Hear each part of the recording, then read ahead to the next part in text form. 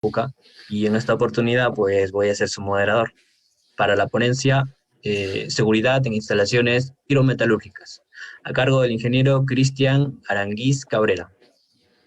En cuanto a la información, nuestro ponente es un ingeniero metalúrgico, máster en prevención de riesgos, profesional con más de 30 años de experiencia en fundición de concentrado y prevención de riesgos en la industria extractiva minera. Además, en su trayectoria profesional ha desarrollado funciones de control de procesos, gestión de prevención de riesgos, docencia y capacitación en la industria del cobre. Actualmente es consultor en 6S Mining, presta servicios de gestión de riesgos y capacitación a las pymes de la industria extractiva minera. Gracias, José. Quiero dar unas breves indicaciones antes, ingeniero, si me lo permite, por favor.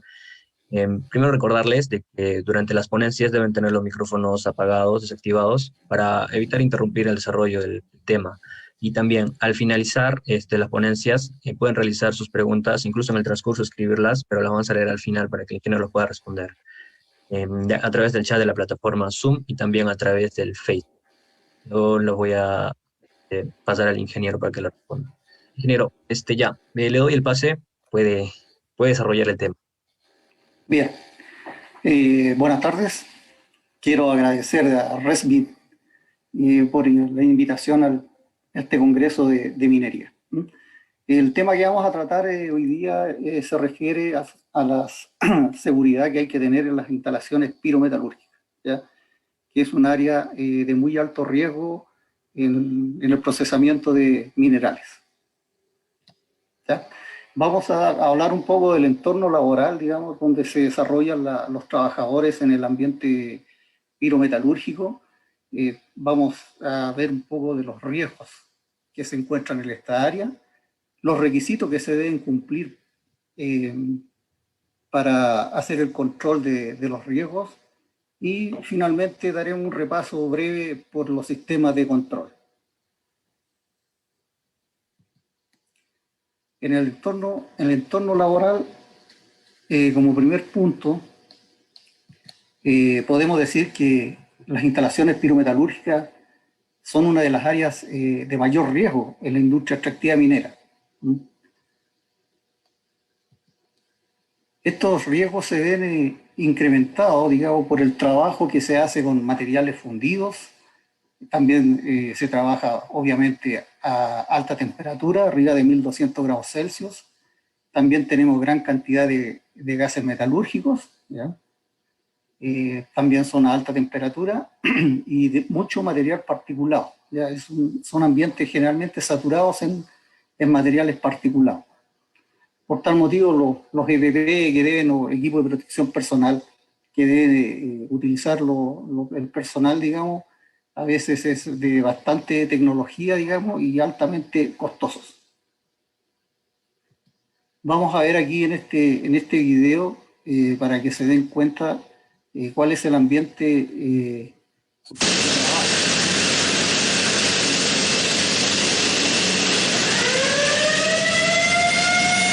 Aquí ustedes pueden ver en este corto video, digamos, el traslado de material fundido en una olla que puede llevar alrededor de 35 toneladas de material, de 1250 grados Celsius. Es una cadena de alto riesgo, ¿ya?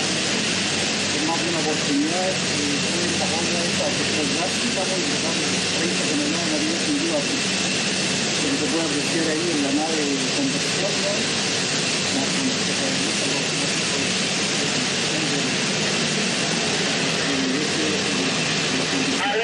de al lado contrario, digamos, se la nave de conversión.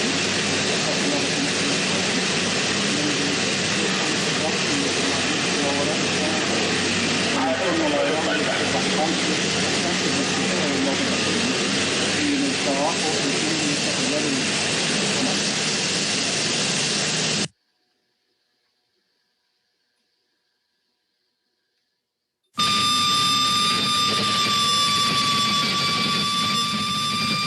En este video podemos ver una de las tareas críticas que se realizan en las fundiciones, es el carguillo de los hornos. Obviamente a través de las ollas donde se va pasando el material que se obtiene del proceso de fusión, que va al área de conversión, y del área de conversión al proceso de refinación se hace de la misma manera. Ingeniero, disculpe, ¿puede bajarle un poquito más el volumen de los videos?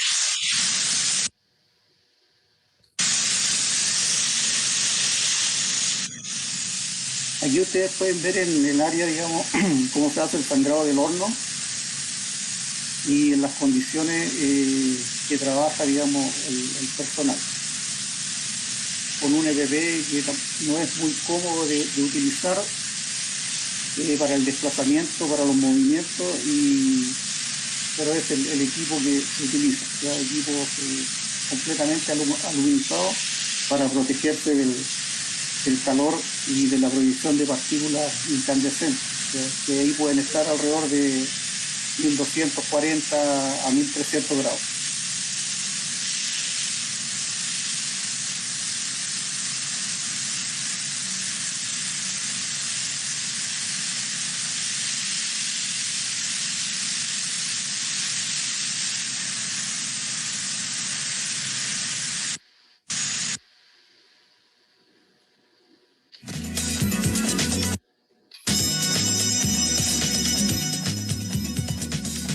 Aquí pues se puede ver una mejora, un desarrollo para evitar que las personas se pongan en la línea de fuego para lo que es la apertura del horno con los sistemas de quemado.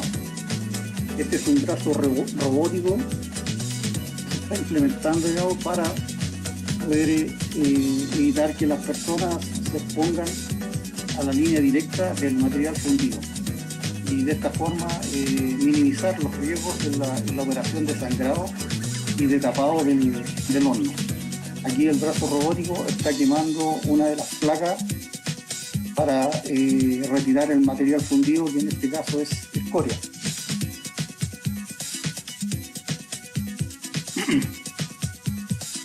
Ahí pueden notar que el brazo robótico abrió la placa y el material fundido escurre. Es un material que se sale o se trabaja alrededor de los 1300 grados Celsius. El personal está fuera del área y no tiene contacto con el material. Aquí el brazo robótico está tomando digamos otro instrumento, digamos, se le puede llamar así, que es el que realiza la acción de tapado.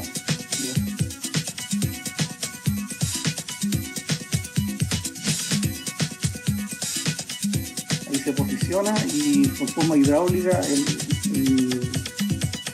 brazo robótico, digamos, introduce arcilla, digamos, para tapar el orificio de la placa de sangrado. Y esa es una de las mejoras para evitar que las personas se expongan, digamos, a la línea de fuego y al trabajo con el material fundido. Veamos un poco los riesgos de los procesos pirometalúrgicos. En los procesos pirometalúrgicos tenemos los riesgos que se pueden encontrar en todas las faenas, ¿ya? Tenemos trabajos en caliente, ¿cierto? Tenemos espacios confinados, materiales particulados, tenemos el riesgo ergonómico, el riesgo psicosocial, los gases fugitivos, tenemos ruido, la energía eléctrica, que es un riesgo, la superficie de trabajo, plataformas, escalas, los sistemas de presurizados, tenemos las energías, ¿cierto? Tenemos las herramientas portátiles manuales, que son un riesgo, tenemos los vehículos livianos, los vehículos pesados, los materiales fundidos, las cargas suspendidas, las partes móviles de equipos y maquinaria, las sustancias peligrosas y todo lo que tenga que ver con incendios, las fuentes de ignición de materiales combustibles. Todos estos riesgos, digamos, se encuentran en cualquier actividad o trabajo, ¿ya? La diferencia es el riesgo del material fundido en el área pirometalúrgica, ¿cierto? El principal riesgo es la manipulación de agresiones, ya que ahí muchas personas se golpean las manos, al usar herramientas o al levantar agresiones de gran tamaño, ¿ya? La radiación térmica, cuando el material escurrido fluye a través de las canales, uno está expuesto a temperaturas de 1200 grados. Filtraciones de oxígeno en las mangueras o las mangueras de quemado también son un riesgo. ¿Ya? El oxígeno es altamente, produce una inflamación espontánea. El contacto de la superficie a alta temperatura obviamente va con las quemaduras. El contacto con material fundido puede ser en forma directa, puede ser por radiación térmica o por proyección. El contacto del material fundido con superficies frías o agua es explosivo, ¿ya? Es una reacción violenta que hace que se proyecte el material y a uno lo pueda quemar si no tiene el equipo de protección personal adecuado. La proyección de partículas incandescentes se puede producir por apertura, por el tapado de las placas o también por el taponeado, digamos, de placas, ¿ya? Y el contacto con gases a alta temperatura, ya que puede producir quemadura al sistema respiratorio, a la piel también, digamos, superficial y asfixia.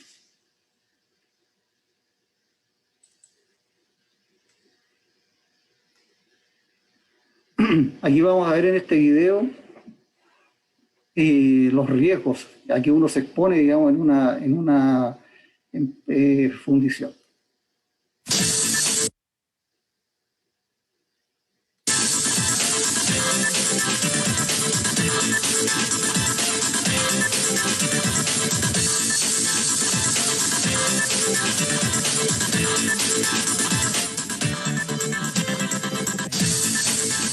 Como se observa ahí, los riesgos o los incidentes que ocurren son prácticamente catastróficos, ¿ya? Ahí se ven las personas corriendo por el material fundido.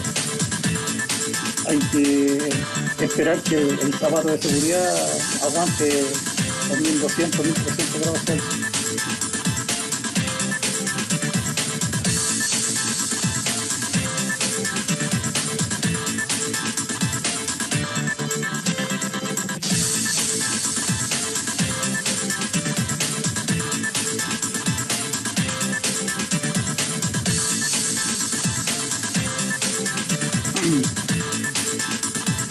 Ahí se puede observar la toma de una olla con una grúa, y lo que siempre suele ocurrir es que se cuelga la olla. Y eso bota, depende de la capacidad de la olla, ¿verdad? Fundición generalmente 30 a 35 toneladas de material fundido a piso. El daño es inmenso para las instalaciones. Para las personas puede ser grave o fatal.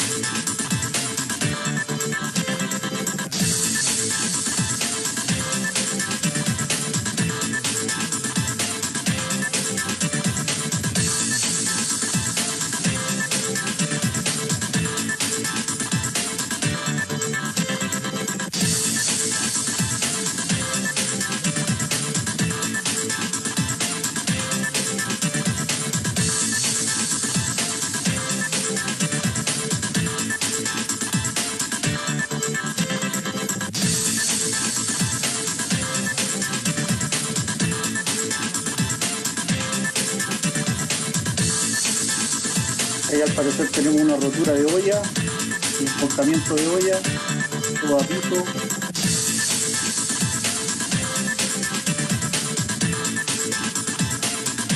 Daños a las instalaciones, detención de la operación.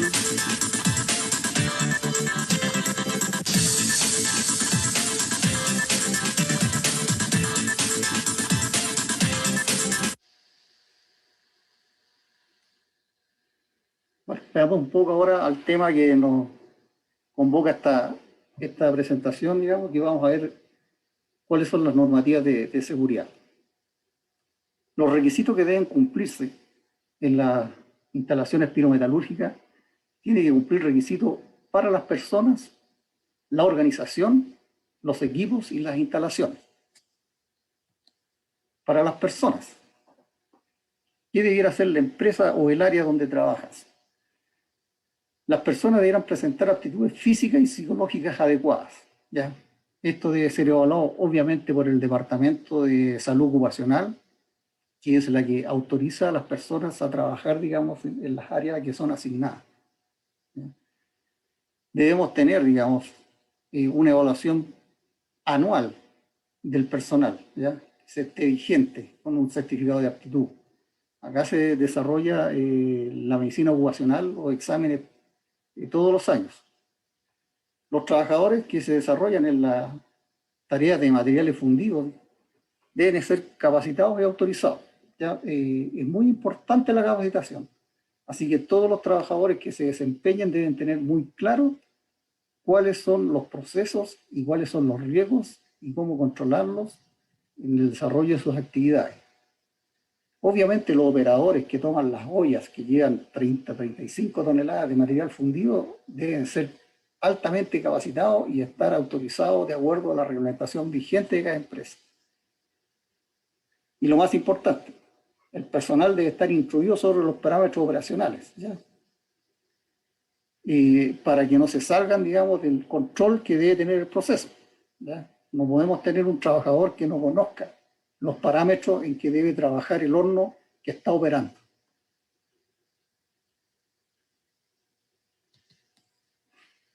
Para la organización, todo personal que ingrese a las fundiciones o equipos que ingresen a las áreas deben tener un plan de tránsito y deben tener un control estricto. No se puede tener equipos que no pertenecen al área fundición transitando por los caminos internos, ¿ya? ¿Por qué? Porque se están moviendo ollas de escoria de 40 toneladas por los caminos, ¿ya? Con camiones de alto tonelaje. Los parámetros deben estar definidos por la jefatura superior y deben ser instruidos al personal. Contar con zonas seguras ante un derrame de materiales fundidos. En los videos ustedes ven que había mucho personal, digamos, en un área donde caía el material y no tenía nada que lo contuviera, ¿ya? Debieran existir, digamos, unas piscinas o unos muros que si hay un derrame, el material no escurra. Se debe contar con procedimientos que regulen el manejo de materiales fundidos y todas las tareas que se realizan en la fundición. Debemos tener segregados los ambientes de trabajo, controlando los riesgos y la interacción con equipos pesados y materiales fundidos. Es decir, nadie que no pertenezca al área fundición debiera ingresar a las áreas operativas. Cualquier modificación que haya en los procesos o los equipos debe existir un control que acá se le llama gestión del cambio, y este debe ser difundido a todos los trabajadores. Los procesos críticos, en lo posible, deben ser automatizados o robotizados, así como se vio en uno de los videos. También se debe tener un sistema de alerta contra la emanación de gases de SO2 y SO3 en la zona donde se está trabajando, ¿ya? Contar con el plan de mantenimiento preventivo, ¿ya? Es muy importante que los equipos sean mantenidos en forma periódica, ¿ya? Y no como ocurre generalmente, que se va al equipo cuando falla. Y todo el personal, por incómodo que sea, debe utilizar el equipo de protección personal de acorde a las tareas que está realizando. Para las instalaciones, las salas de control deben tener a la vista los límites seguros de operación. Deben ser conocidos por todos los trabajadores que trabajan en el área.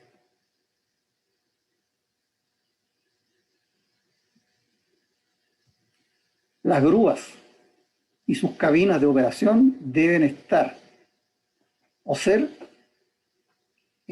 resistentes a la proyección de materiales fundidos, ¿ya? Así como las casetas que se encuentran a nivel de terreno por si hay un derrame de material fundido, ¿ya? Los vidrios deben ser prácticamente blindados, ¿ya? Para que soporten la proyección del material y las temperaturas.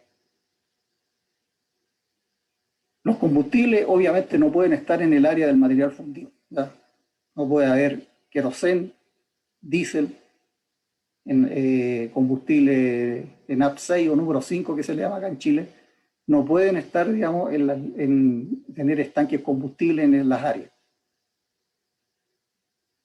Debe estar totalmente señalizado, ya con barreras que impidan el paso a las personas que no pertenecen al área, ¿ya? Y los niveles de riesgo donde haya proyección de material fundido deben estar identificados. Las superficies de trabajo deben ser resistentes a los derrames de materiales fundidos. Y lo principal, que los pisos no estén húmedos ni tengan agua aposada, ¿ya? Porque el contacto con el material fundido va a ser una explosión.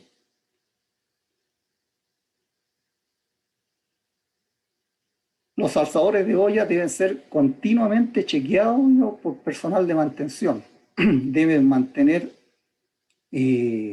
las dimensiones de diseño con el uso y cerca del material fundido. Cuando toman las ollas, esto empiezan a dilatarse y empieza, digamos, a perder sus dimensiones, y eso puede causar que cuando levante la olla y vaya colgada por la nave, como no tiene las medidas de sujeción, se desprenda la olla y se vaya el material fundido a piso, causando un accidente grave o fatal, ¿ya?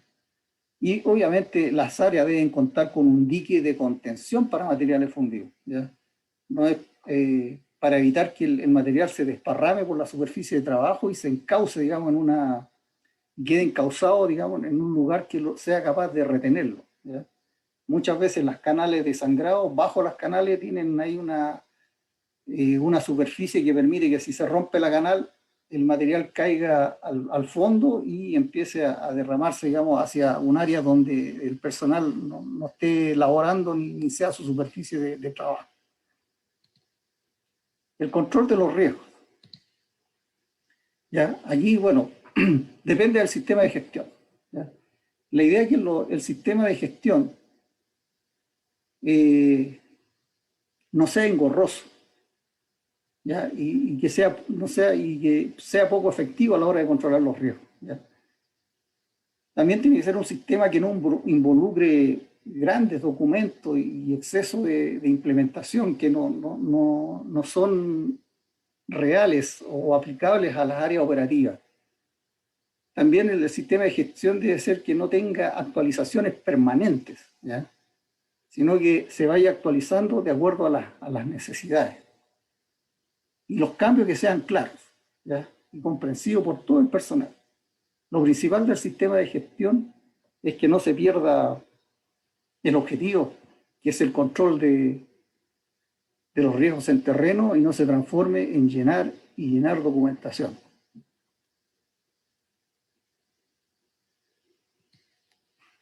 La gestión de riesgo.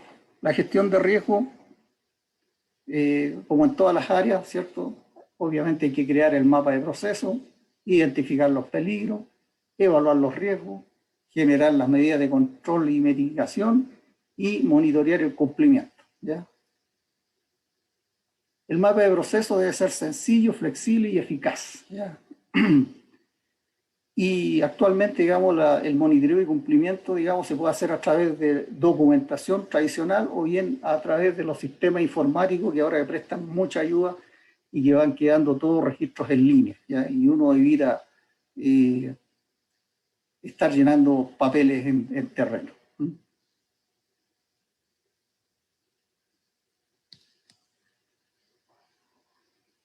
También aquí debemos aplicar, digamos, los riesgos críticos, ¿ya? Hay riesgos que son, ustedes saben, críticos, no críticos, medianamente críticos, y uno debe atacar los riesgos críticos.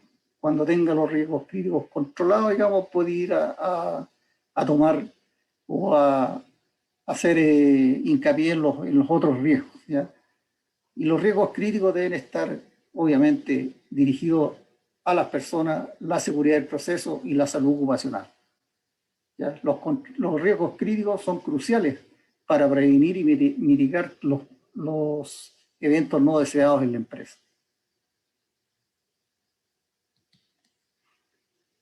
Los riesgos críticos deben ser específicos, medibles, apropiados y realistas, sobre todo realistas, ¿ya? no sacamos nada con tener un control sobre riesgos críticos que no son realistas en las áreas operativas. Los sistemas de gestión no van a funcionar.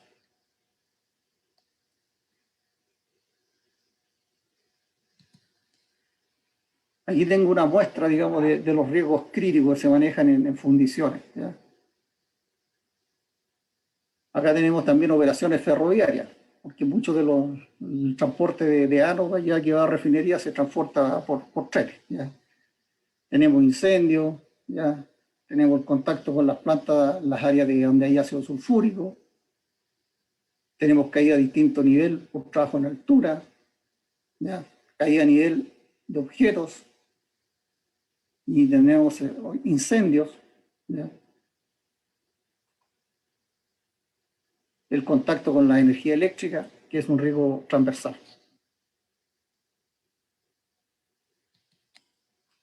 ¿Qué debemos hacer para el control efectivo de los riesgos? Aplicar las reglas que salvan la vida, en algunas partes le llaman las reglas de oro, en analizar los riesgos de la tarea, observar las conductas, como dijo el profesor de la ponencia anterior, ¿cierto? Las conductas son fundamentales, digamos, en las tareas o en las áreas, que se puede controlar las instalaciones, se puede mantener todo el EPP, digamos, del personal, pero la conducta a veces nos traiciona. La tarjeta verde o tarjeta roja es cuando uno no tiene una tarea controlada, uno coloca una tarjeta y no realiza la tarea hasta que el control sea efectivo. Y obviamente los procedimientos instructivos tienen que ser conocidos y revisados, ¿ya? No sacamos nada con tener procedimientos que no han sido actualizados por años.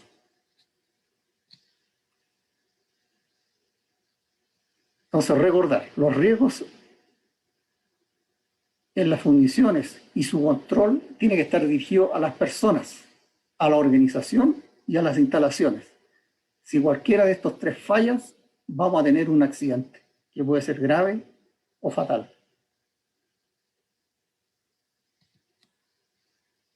Para realizar el control de riesgo, obviamente tenemos que tener una planificación de la tarea y analizar la tarea paso a paso, observar el entorno de los riesgos críticos y aplicar los controles, realizar el análisis de riesgo de la tarea, utilizar el EPP específico para la tarea, y también recuerda que si las condiciones no son las adecuadas, se debe detener la tarea, informar a la supervisión y usar la tarjeta. Esto lleva a que la persona se empodere y no realice la tarea si la supervisión, el supervisor directo, no soluciona los problemas para que la tarea se pueda realizar con seguridad. Y esto, como decía el profesor anterior, digamos, es necesario a veces que el supervisor de prevención de riesgo esté apoyando al supervisor de la línea operativa para realizar los trabajos de forma segura. Esta es mi ponencia. ¿Alguna consulta, alguna pregunta? Espero sus consultas.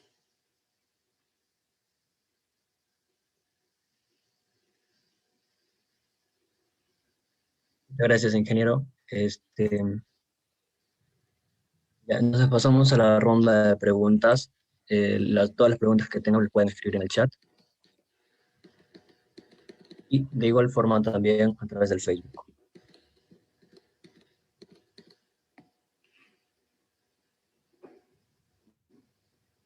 También para hacer sus preguntas pueden levantar la mano y nosotros le damos el pase para aperturarles el micro. Tienen esas tres opciones.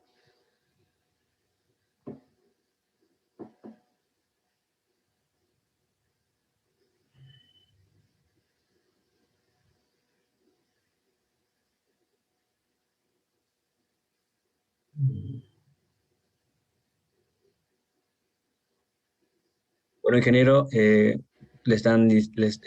Juan José Ramos le dice excelente ponencia.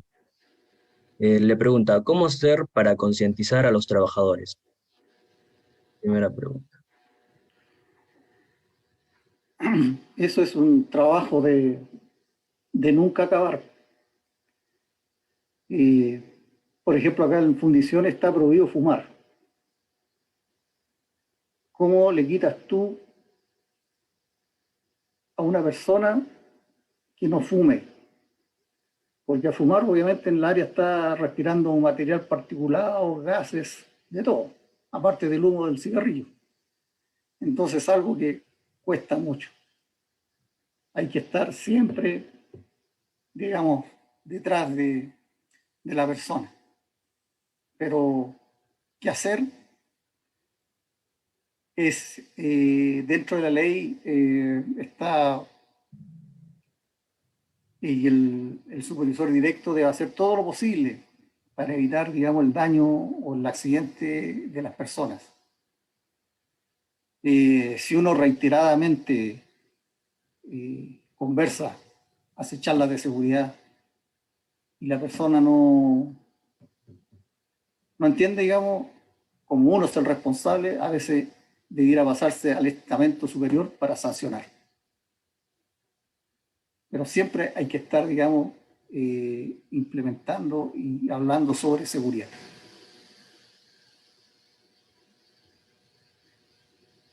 Ingeniero, tenemos otra pregunta.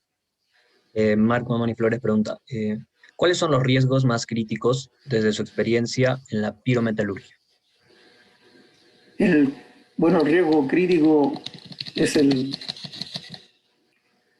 estos, el contacto con el material fundido. Eh, no sé si la persona trabaja en fundiciones, pero por ejemplo una manipulación de agresiones, las canales de sangrado se ensucian, esa hay que limpiarla, ahí se utiliza generalmente fuerza manual, uno se puede golpear las manos con la herramienta, quemar las manos porque las agresiones a veces son muy calientes, tienes mucha radiación térmica, el contacto del oxígeno de repente se puede romper una manguera y sale el oxígeno, digamos, y se produce una inflamación en los guantes. ¿Ya? La superficie a alta temperatura, uno se puede caer, las tapas, las canales están a 1200 grados. El contacto con material fundido puede ser directo por radiación, por proyección. Pueden haber explosiones. ¿Ya? Así que el riesgo crítico, obviamente en fundiciones, en sistemas metalúrgicos, es el material fundido. Ahí tiene que estar el control. Pero dentro del área existen todos los riesgos que se te puedan ocurrir. Superficie de trabajo, a veces en las áreas hay izajes. El principal, el material fundido. Fundido. Ok, ingeniero. Siguiente pregunta. Nicolás Abarca. ¿Tienen previsto controlar el riesgo de volteo de los hornos hacia la parte posterior de la zona de carguío? A ver, estás hablando de un horno puede ser de refino o de conversión. ¿Ya? Porque los hornos de fusión, por lo menos el horno que existe acá no tiene giro. ¿Ya? Existen, digamos, elementos de seguridad que no permiten que el horno se gire, digamos, más del que se te pueda dar la boca de carguido, se te dé vuelta hacia la superficie o la plataforma de trabajo. ¿Ya? La joya, obviamente el control es del operador de la grúa, que es muy importante, en la posición que la coloca para cargar. Pero en la nave de conversión, cuando hay un vaciado o un llenado de algún equipo de fusión, no debe existir nadie o estar estrictamente prohibido que alguien transite por la nave. No puede haber gente en la nave, digamos, bajo los convertidores o bajo los equipos de fusión. Así que el volteo de olla obviamente va a caer a piso, digamos, va a ser un accidente grave, pero va a estar en el piso. No debiera haber personas. No sé si le Ok, ingeniero. contesto la pregunta. Yo creo que sí.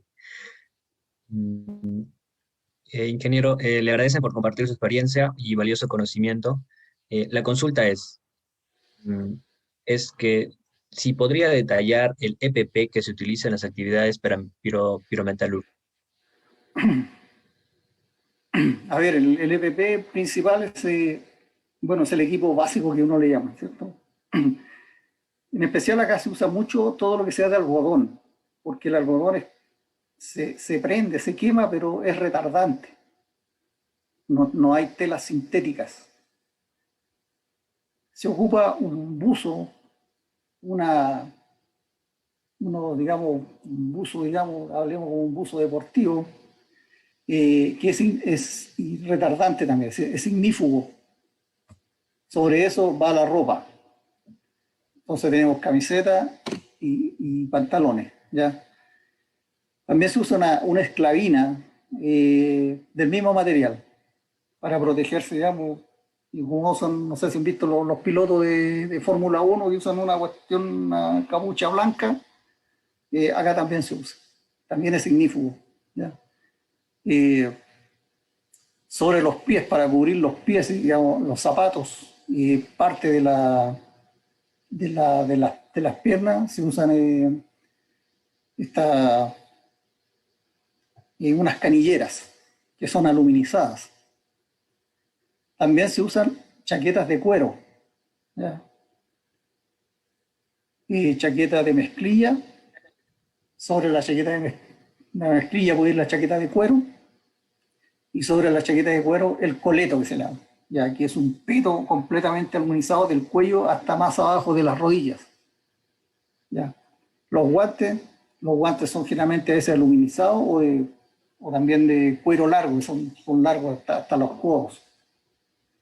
La protección facial, digamos, está, bueno, un casco MCA, es Cougar que se llama, que es resistente, digamos, a las altas temperaturas.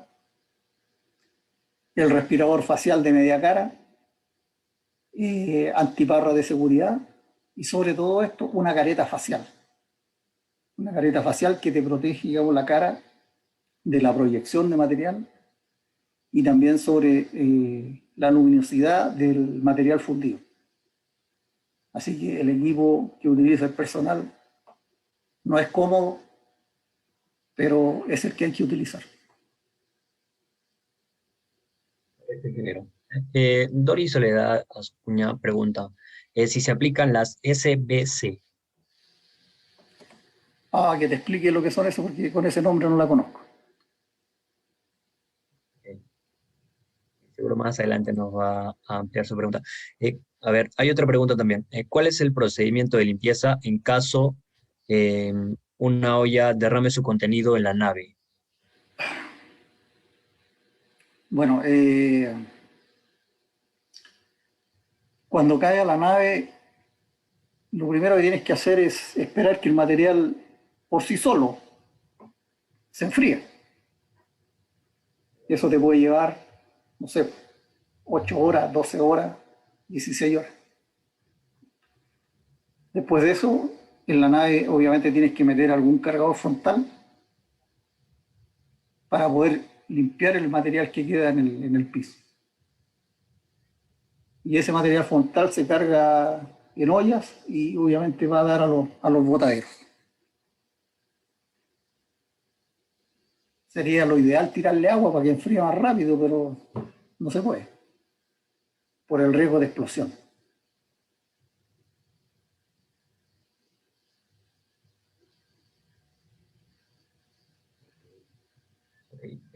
Ya ingeniero, aquí nos comentan que SBC se hacía referencia a la seguridad basada en el comportamiento, en la Ah, pregunta anterior. ya, ¿me la ¿Cómo repites la aplica? pregunta?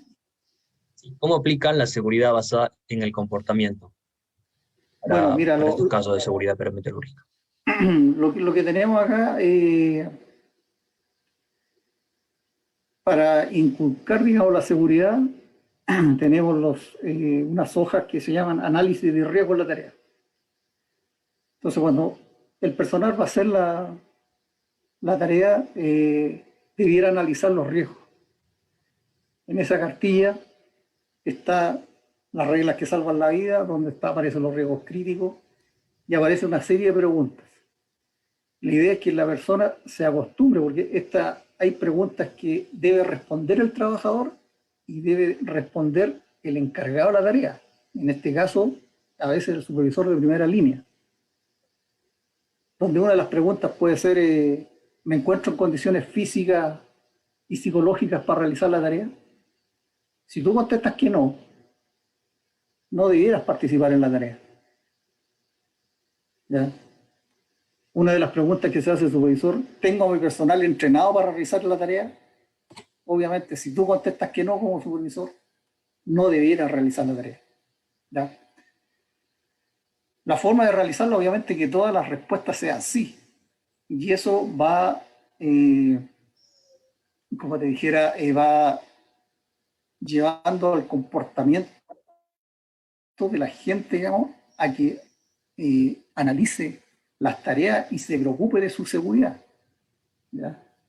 También se puede dar, por ejemplo, en los casos de los checklists de las maquinarias, que hay que hacerlo, digamos, ¿cierto? Antes de subirte a la máquina, uno debe revisar la máquina completa antes de poder subir. ¿Ya? Pero cuesta, y cuesta bastante. ¿Ya? Pero esa es una de las formas de que uno tiene para hacer conducta segura.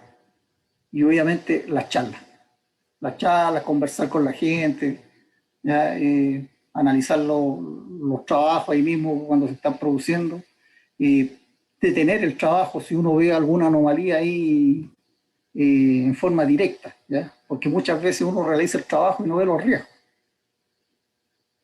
¿Ya? La gran, digamos, ventaja del supervisor de seguridad es que cuando aparece, digamos, a hacer su vuelta o sus inspecciones, nos va a encontrar todo lo que nosotros no vimos, porque uno en la faena ya se acostumbra a los riesgos y hay riesgos que no los ve, pero que están presentes.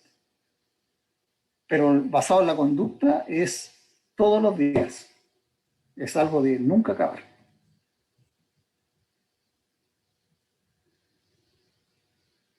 Perfecto, ingeniero. Le agradecen por su ponencia. También hay otra pregunta. ¿Cuál es el protocolo a seguir en caso de un accidente con los metales fundidos? En caso de un accidente. Sería. Bueno, depende del área. Depende del área donde se produzca el accidente.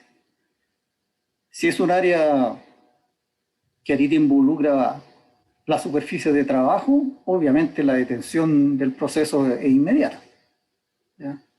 Si el derrame es hacia la nave, digamos, y no tienes ningún incidente, digamos accidente a equipo y materiales, solamente que se derramó a piso, tú puedes seguir trabajando, porque todo el movimiento de olla se hace a través de las grúas, entonces no hay nadie al lado del contacto del material fundido. Pero si es en las áreas de trabajo, la detención es inmediata.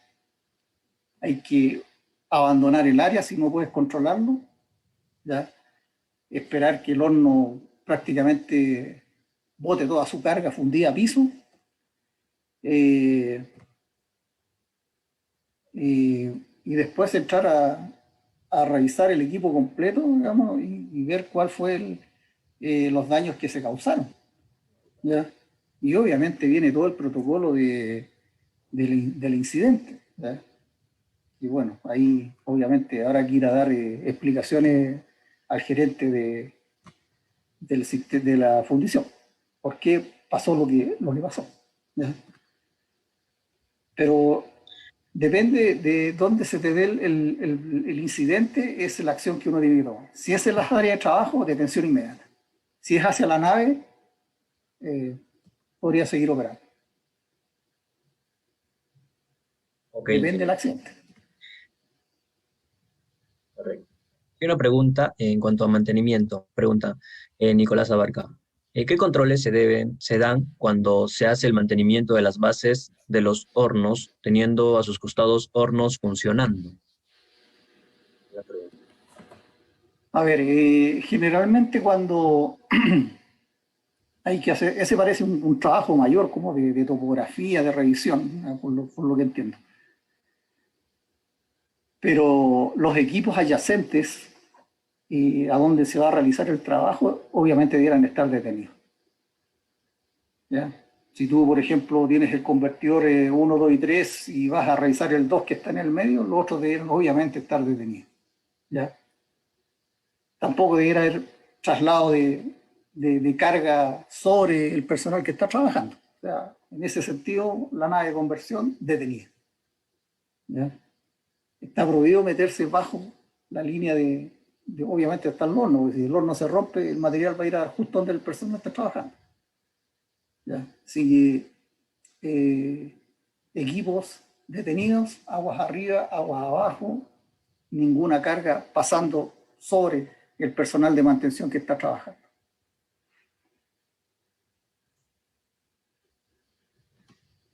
Ok, ingeniero. A ver, otra pregunta. Están pidiendo algunas recomendaciones. Si sabe de alguna página, algún link o algún texto sobre el tema para que lo puedan revisar. Le puedo mandar la ponencia y me pueden consultar por correo. ¿Mm? Pero temas específicos de material sobre fundiciones o áreas de trabajo, no creo que haya mucha literatura. ¿Ya? Todo esto se va aprendiendo ahí en la práctica, como todos los trabajos.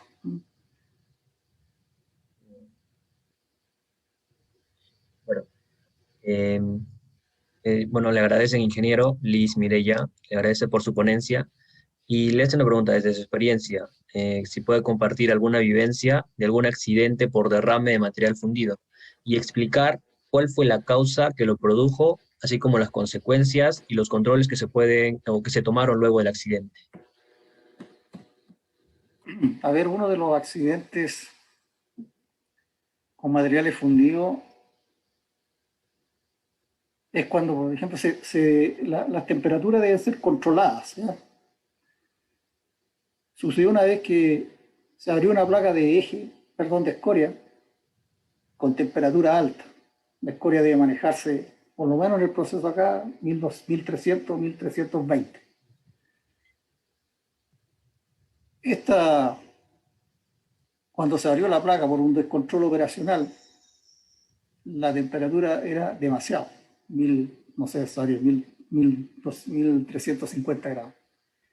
Esto provocó que la canal se fundiera. Las canales de escoria, por lo menos en el horno flash, son refrigeradas por agua. El material fundido, al fundir el cobre, pasó también a fundir la línea de agua. Al fundir la línea de agua, obviamente tuviste contacto material fundido agua. Las explosiones se produjeron pero en forma inmediata. El material se derramó a todo el piso de trabajo. Las llaves para cortar el agua al sector no se podían acercar porque las explosiones proyectaban el material fundido hacia 360 grados. Bueno, lo que hubo que hacer ahí, obviamente, es abandonar el área de trabajo, detener la carga y esperar que el material fundido escurriera completamente del horno. El personal más avesado recurrió al otro extremo del horno, digamos a la otra pared. Si está con el incidente en el lado sur, por ejemplo, te fuiste al lado norte. Por el lado norte empezaron a abrir las placas para sangrar el horno hacia la nave, hacia las ollas. Y eso permitir, digamos, que el nivel bajara en forma más rápida. Cuando el nivel bajó y dejó de salir el material fundido, el horno estaba vacío, se había vaciado completo. Pero el material fundido había cubierto completa la superficie de trabajo. Las temperaturas del material fundido habían quemado los cables eléctricos que están en el techo, en la parte superior. habían quemado las líneas de electrónica que hacen el control automático, digamos, de la automatización del horno. Los teléfonos como intercomunicadores se quemaron. Las sillas que tenía el personal ahí desaparecieron.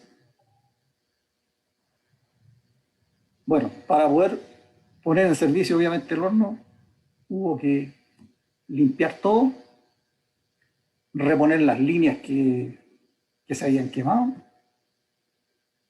y partir. Pero ese partir estoy hablando de 3 días después. Pero en un caso de material fundido que implique el área de trabajo, la detención de la operación debe ser inmediata y la evacuación del personal debe ser inmediata. Cuando se controle la emergencia, vamos a ver qué pasó. Pero lo más importante, sacar a las personas.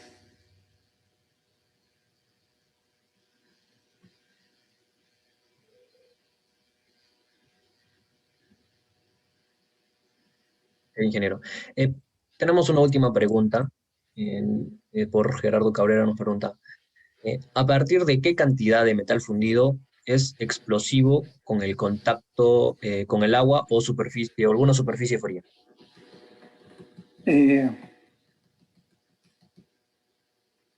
No es, digamos, la cantidad. Acuérdate que el agua si está en el piso aposada, digamos, puede haber una poza ahí, está, no sé, 25, 30 grados Celsius el agua, y si tú le dejas caer un líquido de 1200 grados, eso pasa a vapor en forma instantánea. El vapor obviamente ocupa más volumen que el agua líquida, y esa es la explosión que se produce. ¿Ya? Claro, si uno empieza a tirarle agua con poca agua, con un jarrito, la evaporación va a ser más rápida que prácticamente el contacto. ¿Ya? Pero cuando se derrama y se encuentra con una poza de agua, aunque no sea muy grande, la explosión es violenta. Así que no debe haber agua en los sectores de material fundido. No es por cantidad. Correcto, ingeniero. Por temperatura, comentan que es por temperatura, por descomposición de la molécula. ¿Qué cosa? Comentan por temperatura. Ah, claro, porque tú evaporas el agua en forma instantánea. La pasas de 30 grados a 1200.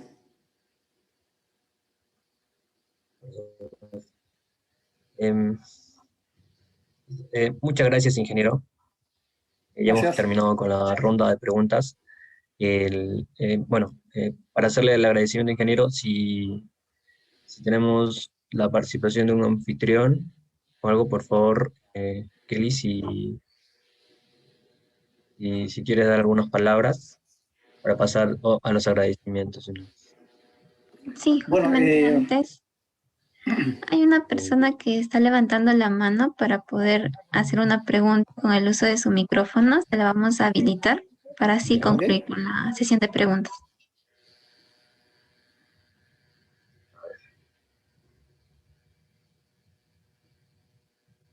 Jason. ¿Podrías levantar otra vez la manito, por favor, para poder ubicarte? Listo, muchas gracias. Buenas tardes, ingeniero, ¿cómo está? Hola, Jason, ¿cómo le va? Ingeniero, un favor, yo soy ingeniero metalúrgico y tengo una duda. En las posibilidades que he tenido de operar en planta, se presenta, soy de Colombia, en Colombia se maneja mucho para la colada continua el dado o el molde de cobre-plata y este presenta muchos problemas, digamos, por el atascamiento del material fundido. No sé, digamos, un material que usted recomiende para su reemplazo o que usted tenga experiencia en el uso del mismo, que no presente este atascamiento de material en la línea o en el dado de cobre-plata.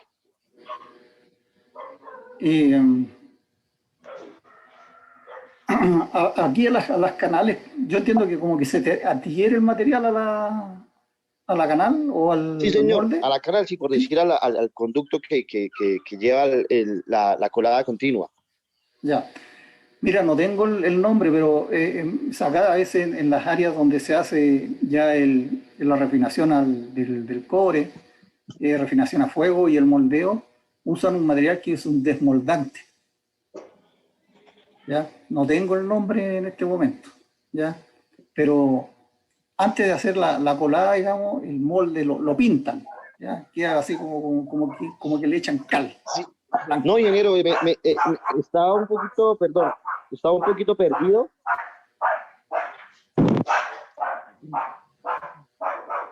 Qué pena, ingeniero. Ingeniero, ¿Sí? no, su merced, o sea, no es para fundir cobre, no es para, digamos, producir piezas de cobre, sino, digamos, para el canal de colada Sí. continua de acero. Por ejemplo, en la planta en la que yo trabajo, que es de Diaco, en Tuta, Boyacá, nosotros utilizamos un conducto para llevar el material fundido en un material que es una aleación de cobre-plata, ¿Ya? refrigerado lógicamente por agua, pero ha presentado muchos problemas por atascamiento y lógicamente atascamiento y solidificación de material. Por eso, si es que lo que te digo yo no es para fundir cobre, es un desmoldante, es una, como dijera, una solución que evita que el molde de cobre, o sea, el cobre se pegue al molde. Mm, ¿Mm? ok, ingeniero. ¿Sí? Muchísimas. Sí, porque por eso se nos han presentado muchos problemas de seguridad, lógicamente porque empieza a quebrar la línea de acceso y empieza, lo que usted dice, a generar daños en los equipos y en Sí, los materiales que automatizan el proceso. claro. Mira, ahí te dejo mi correo y yo me consigo el nombre y te lo puedo enviar. Mil gracias, Pero es ingeniero, un se lo agradeceré desmoldante. inmensamente. ¿Mm? Sí, señor. Muchas gracias, ya lo anoté acá, ingeniero. Muchas Ok, gracias, usted muy amable. ok, gracias. Chao. Chao. Gracias, Jason. Con todo gusto. Bueno, Gracias a usted. ingeniero, también agradecerle, bueno, también agradecerle a usted por su participación y acompañarnos en este primer Congreso de Seguridad de Minería. Y también agradecerles a los participantes por su asistencia y recordarles que la entrega del certificado será para los participantes que tengan más del 80% de participaciones en el Congreso. Muchas gracias, ingeniero, Gracias. por la ponencia, una muy interesante ponencia y muchos comentarios le han estado agradeciendo. Y continuando con el programa, tenemos como siguiente ponencia a las 6 de la tarde, una ponencia muy importante, se la recomiendo que no se la pierdan. Muchas gracias, ingeniero, muchas gracias a todos por Gracias. participar. A usted, gracias. Chao. Que estén bien.